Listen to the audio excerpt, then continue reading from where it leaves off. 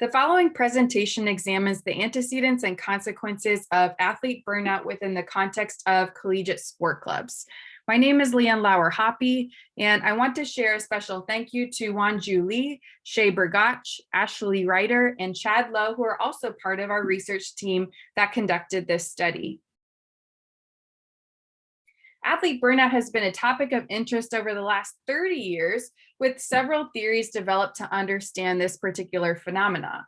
While athlete burnout doesn't have a universally accepted definition, there are three primary dimensions suggested in the literature, including a reduced sense of accomplishment, emotional and physical exhaustion, and devaluation. It has been challenging to estimate the prevalence of athlete burnout based on clinical studies. However, the literature available suggests that approximately 1 to 11% of athletes are affected by burnout symptoms, of which 1 to 2% are experiencing severe symptoms of burnout. So this is a relevant psychological state that we are seeing among sport participants.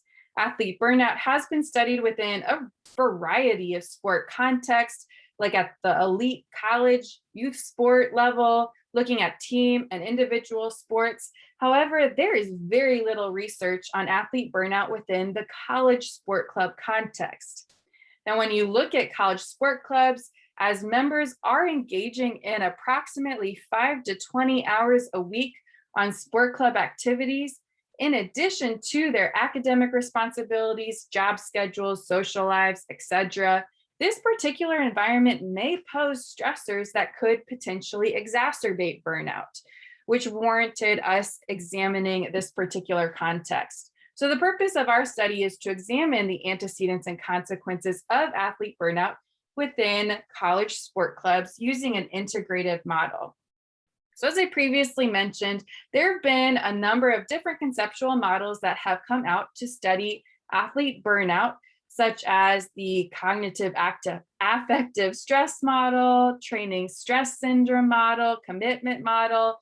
However, few of these models take into consideration the interactions of the environment on the individual. These models often take a reductionist approach to studying athlete burnout, in which they're studying individual parts of a greater phenomenon. And so there has been a call for scholars to consider multiple theoretical perspectives of burnout when studying burnout for just a more comprehensive investigation. So in order to adopt a systems approach to studying athlete burnout, we utilize Gustafson's integrated model of athlete burnout, which you can see on this slide. And Gustafson's model utilized these predominant established frameworks of athlete burnout and empirical research to develop this model and guide future research. The model highlights major antecedents contributing to athlete burnout, entrapment, personality, coping, and environment factors influencing athletes' risk of burnout, and then the early signs and actual dimensions of experiencing burnout, as well as the maladaptive consequences of athlete burnout. For our study, we focused on the antecedents and consequences of athlete burnout, which we'll talk about next. Research examining athlete burnout has predominantly focused on antecedents of athlete burnout, and of that research, there has been a great focus on the psychological correlates of burnout, which has largely neglected the situational factors that may influence athlete burnout. So to fill this gap in the literature, we explored two situational factors, specifically patterns of sport club involvement, as well as athlete social involvement. So when looking at sport involvement, an athlete's sport training, such as their training load or the intensity of their training, the time dedicated to their training, has been identified as a primary situational correlate of athlete burnout. However, the research has been pretty inconsistent in regards to the findings, and sport training has predominantly been assessed through training load. So that's like the frequency of training or hours of training activities. And so we wanted to extend this line of inquiry by exploring the types of training activities and their relation to athlete burnout. In regards to athlete social involvement, social resources have been found to have a buffering effect when it comes to burnout, with social agents providing tangible, informational, esteem, and emotional support that can help athletes cope with the demands of their sport experience. Social support has consistently been found a predictor of athlete burnout, negative predictor, but most of the research focuses on support within the confines of the sport team, so a coach or a teammate. So we wanted to extend this line of inquiry to examine athletes' social involvement outside of their club sport and how that influences burnout. When it comes to consequences, once again, the research has really focused on the antecedents of burnout without considering the potential consequences.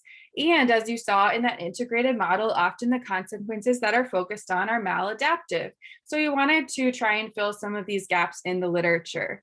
The few studies that are out there looking at athlete burnout in relation to consequences focused on satisfaction, because that's the consequence we wanted to focus on, have found that there is a negative association between athlete burnout and athlete satisfaction. So we are seeing that as athletes experience reduced sense of accomplishment, devaluation, exhaustion, their satisfaction in their performance and sport experience will decrease. The research suggests that a negative psychological state, such as burnout, can adversely affect other psychological states, such as satisfaction. And satisfaction is a key variable that often influences persistence within a sport activity. So we wanted to understand this relationship a bit better to see how satisfaction is impacted by burnout and how that could potentially be mitigated. For our research study, we used a descriptive survey research design to answer 2 research questions, which we'll share in a moment. We conducted this study at 2 universities in the United States and received approval from my institutional review board, as well as the recreational sport departments where we were conducting the study. We wanted to use a convenience sample to try and recruit as many clubs as possible. So we sent out an email to the 65 sport clubs across the 2 universities to invite them to participate, asking if we could either send an online survey to their members or attend a meeting or practice in order to administer a hard copy survey. To incentivize participation, we randomly selected 1 member from each sport club to receive a $15 gift card. After data collection, as you can see, we had 191 sport club members complete the questionnaire, which represents 32 distinct sport clubs across University A and B. The majority of participants self-identified as female or woman, white, and then there was a pretty representative group of different academic years spread out across the 1st through 4th year, as you can see. And then a little over a third of our participants were also sport club officers, which means that they had an even greater understanding of managing the sport club and all of the activities involved. For our questionnaire, it consisted of 39 items organized into 5 sections. We developed 5 open-ended questions to assess sport club involvement and wanted to understand the type and frequency of activities sport clubs were engaged in during their active season. So that's like practice, competition, travel, community service, things of that nature. We use Gropal's 6-item work-life balance scale to assess members' social involvement outside of sport. This scale is intended to assess time available for a social life outside of work. So we had to slightly modify it for the sport context. And then we use Radicki and Smith's seminal athlete burnout measure to assess the 3 dimensions of athlete burnout. And lastly, we used Reimer and Chella-Durai's 6-item athlete satisfaction questionnaire to assess club members' satisfaction with their individual performance and team performance. For our first research question, we wanted to see how to measure sport club involvement and use it as an antecedent in the model. And so we conducted a k-means cluster analysis to see how the data clustered based upon those 5 open-ended items. And based on the k-means cluster, there were 4 clusters suggested. The first cluster showed significantly higher number of hours clubs practiced, so we labeled it practice-oriented.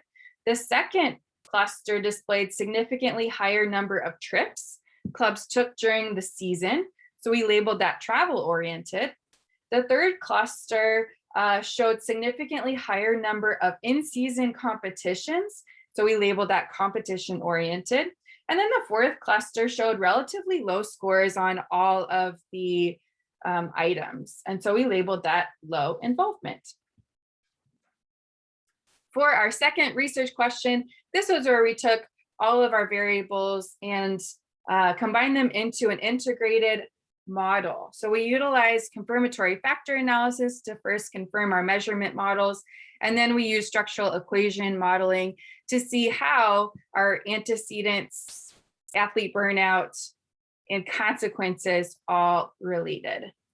As you will see on this slide, we had to do a few rounds of confirmatory factor analysis in order to get to an acceptable fit.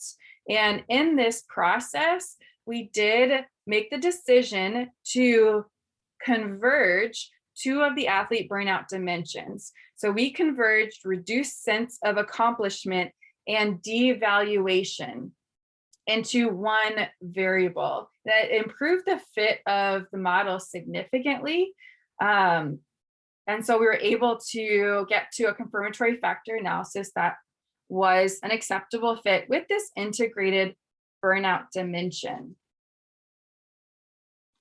Here is an illustration of our final structural equation model. Now, as you can see, we only have the integrated athlete burnout variable represented here. And the reason for that is we were having some multicollinearity issues between this integrated burnout variable and emotional and physical exhaustion. So we did run 2 separate structural equation models and found this one to be not only a better fit, but also explain a greater amount of the variance in terms of our consequences. So the individual satisfaction and team satisfaction.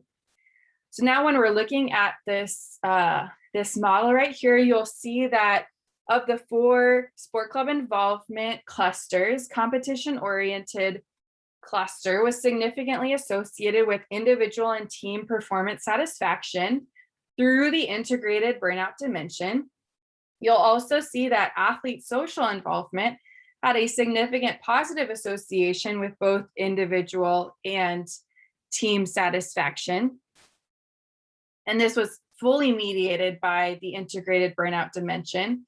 You will also see a significant direct relationship between the team-oriented involvement cluster and team satisfaction. This model demonstrated large effect sizes, which was great. So 38% of our integrated burnout dimension was explained, 42% of individual satisfaction was explained, and 45% of team satisfaction was explained by the model. So let's talk about what this means. The k-means cluster analysis yielded a 4 cluster solution that we just talked about, representing different patterns of sport club involvement. Now, if you consider the National Association for Collegiate Sport Clubs, it's NIRSA within the United States, and NIRSA suggests that there are different classifications for collegiate sport clubs. The classifications that NIRSA often uses are social, instructional, and competitive, and they are distinguished based upon a number of different factors, such as members' interests and abilities, the facility and equipment that is needed for the sport, the financial support that's needed, the amount of competition or level of competition. All of this goes into determine what classification the club falls in. And NIRSA has suggested that these different classifications of clubs ensure opportunities are available for students with varying interests and expectations. So it's meant to accommodate diverse students. So our analysis really was in line with how sport clubs are structured at the collegiate level. and show that clubs present different features and functions, even though they all fall under the unifying categorization of collegiate sport club.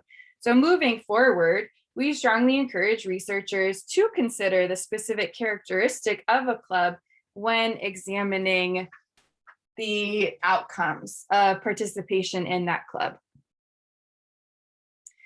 When looking at our measurement models, we were very surprised by what came about with the athlete burnout questionnaire. This particular tool has been found psychometrically sound, has been validated in other languages, is implemented across a variety of populations and sports. So it is a sound tool, but in our particular study, we had some issues with the 3 dimensions of athlete burnout. And so when examining the literature to try and understand this, we came across a few studies that found that while the 3-factor structure is there, studies have found some problems with the devaluation dimension, which I thought was interesting.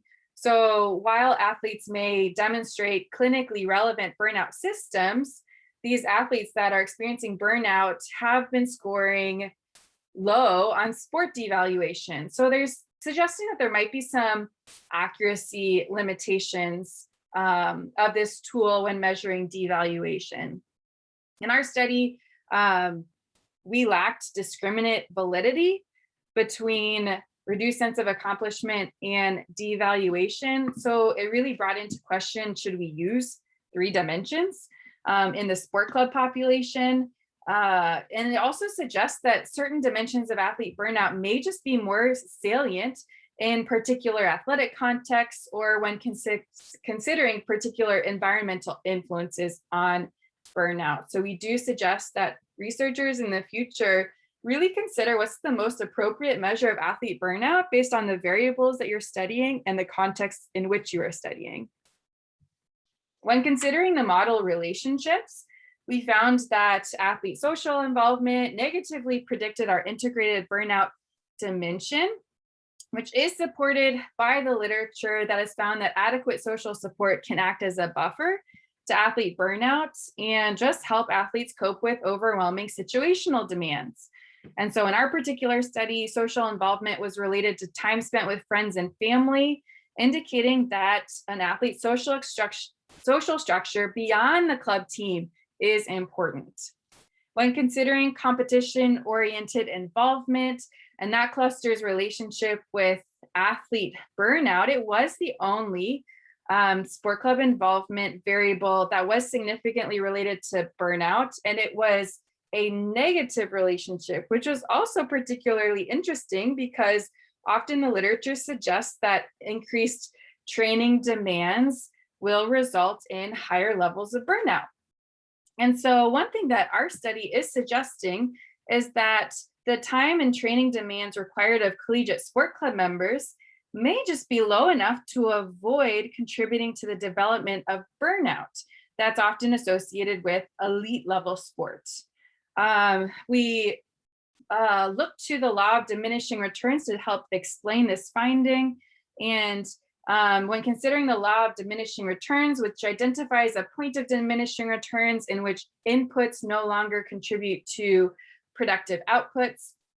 In this case, sport club athletes are able to value competition and invest time and energy into their team at a level that mitigates passing this point of diminishing returns in which athletes begin to experience psychological and physiological symptoms of burnout.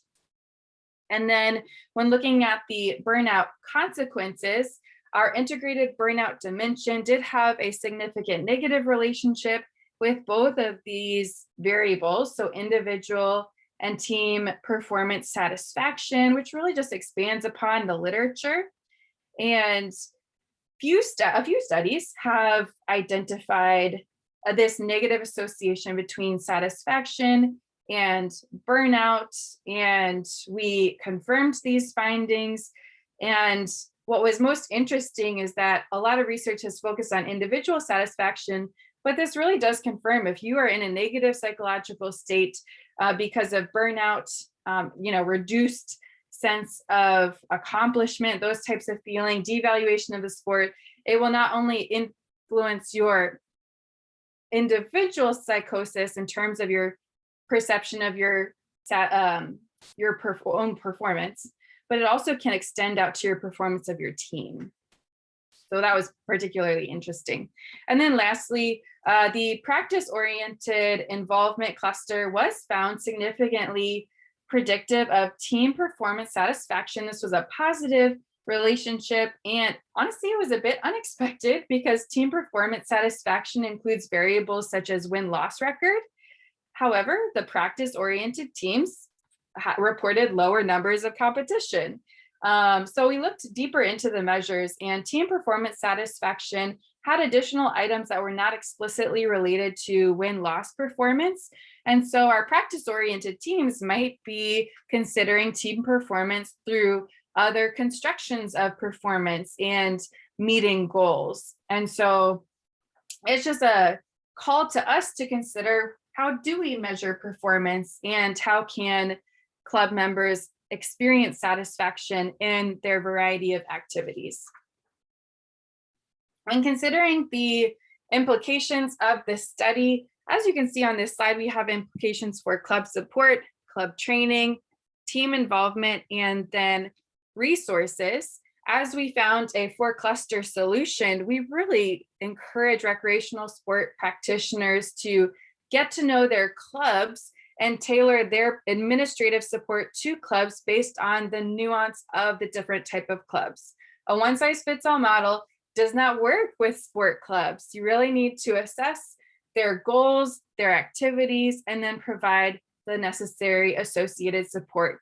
So for example, for travel-oriented teams, more support in regards to the paperwork necessary to get university approval for travel would be particularly beneficial to these particular clubs.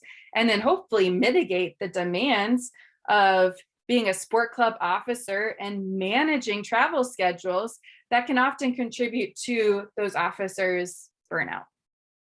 And then when considering club training, we saw that social involvement was a critical antecedent of athlete burnout in terms of acting as a bit of a buffer for athletes experiencing burnout. And so we encourage within club trainings, because that is a very common activity that all clubs are required to engage in, administrators and practitioners should really support social interactions and encourage clubs to engage in social activities within the club, as well as protect social interactions outside of the club's activities. Who knows? Invite more friends and family to the events might also be a great way to create a supportive environment that mitigates feelings of burnout. And then in regards to team involvement, recognizing that club members can experience performance satisfaction, which the literature suggests has a great influence on the participants' persistence within the sport and overall sport experience. Well, it's not just competition that is associated with performance satisfaction. Actually engaging in practice helps to contribute to these feelings of satisfaction. And one reason for this might be the fact that through practice, club members are enhancing their own individual skills as well as their team skills, which is enabling them to perform at higher levels and experience that satisfaction. So just a education around the importance of practice, because club members do often seem quite focused on the competition activities of their club. And then lastly, when it comes to athlete burnout, this is a critical issue that we see in sport that has led to participants dropping out of sport, having really negative sport experiences, or even contributing to poor mental health. And so we encourage recreational sport departments to develop a resource library for sport club participants who may be experiencing adverse mental health or athlete burnout symptoms to be able to, use the library to learn how to mitigate these symptoms of burnout, how to engage in that social environment, how to manage and cope with the demands of the sport, but hopefully also this can include resources such as counseling, advisors for the club, things of that nature, just to help reduce the burnout that may be occurring. And then also to help athletes improve their sport performance. That could also be considered when creating a resource library for athletes. So those are just a few suggestions that we have based upon what we learned from this study. We have included references for anyone who would like to look into the literature a bit more, and want to end our presentation with a thank you to Ohio State's Sports and Society Initiative for helping to fund this study. If you have any questions about this particular study, please feel free to email me. And thank you for watching.